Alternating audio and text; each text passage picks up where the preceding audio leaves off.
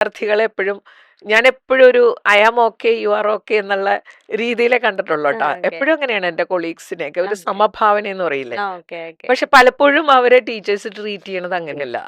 I am okay ടീച്ചറുകൾ I am okay you are not okay എന്നുള്ളൊരു മനോഭാവം പലപ്പോഴും കണ്ടിട്ടുണ്ട്.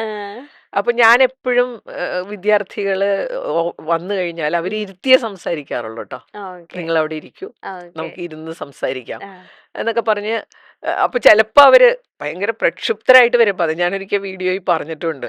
ഞങ്ങൾ ഇരുത്താനൊന്നും നോക്കണ്ടെന്നൊക്കെ പറഞ്ഞ് ചൂടാവും. എന്നാലും നമ്മൾ അവിടെ ഇരിക്കൂ.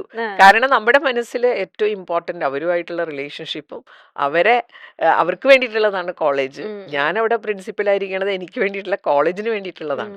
അതുള്ളത് കൊണ്ട് അങ്ങനെ ഒരു ചിന്തയിൽ അവര് ഇരുത്തി സംസാരിക്കണം. അവര് ചിലപ്പോ ചൂടാവും. അങ്ങനെ ഞങ്ങൾ ഇരുത്താനൊന്നും നോക്കണ്ട.